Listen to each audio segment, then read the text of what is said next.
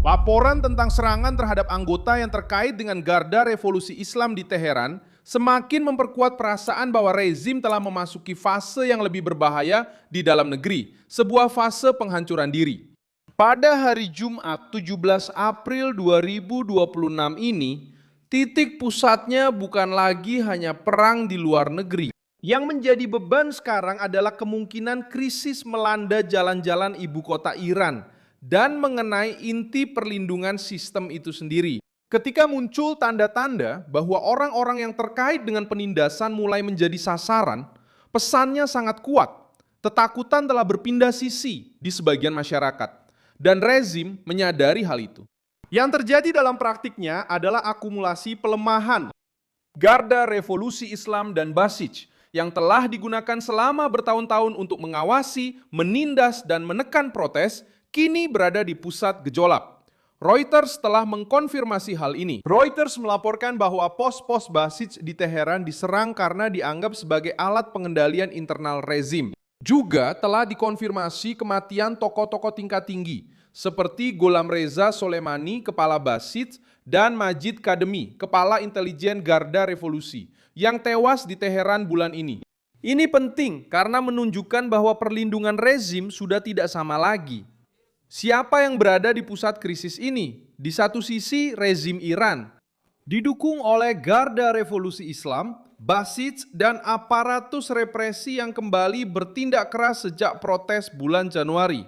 Di sisi lain, masyarakat yang lelah akibat inflasi, pengangguran, isolasi, perang, dan penindasan. Reuters melaporkan bahwa pemerintah khawatir akan terjadi ledakan internal baru begitu dampak ekonomi dari perang mulai terlihat lebih jelas.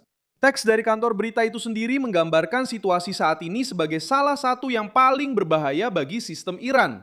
Dengan penangkapan, eksekusi, mobilisasi di jalanan, dan bahkan penurunan usia minimum untuk memperkuat pos-pos penjagaan. Di mana tekanan ini terkonsentrasi?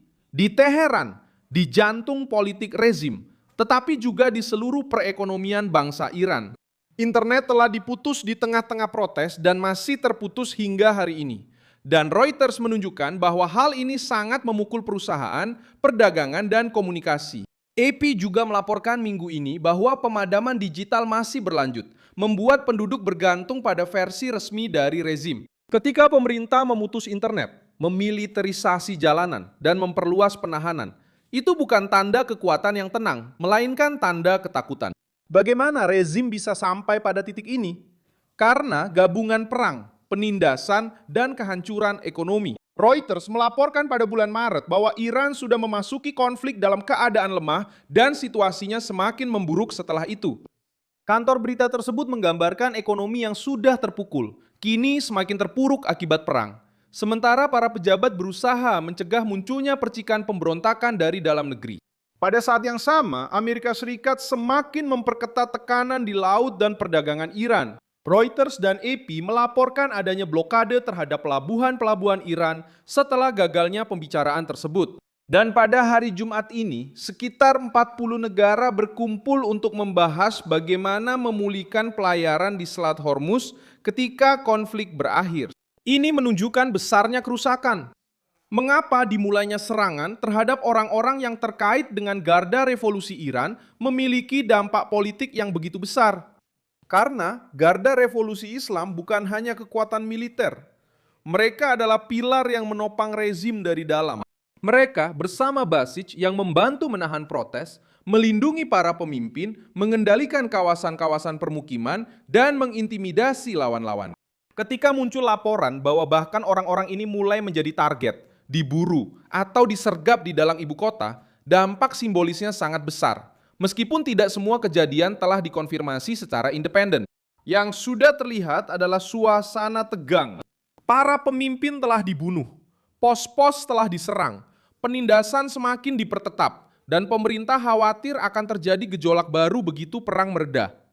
Pada akhirnya, kesimpulannya jelas, pimpinan telah kehilangan tokoh kunci, ekonomi tetap tercekik, internet masih disensor, penduduk tetap terpojok. Dan Teheran, yang seharusnya menjadi tempat paling terlindungi dalam mesin rezim, kini sudah dikelilingi oleh laporan-laporan tentang ketakutan, serangan, dan ketidakamanan.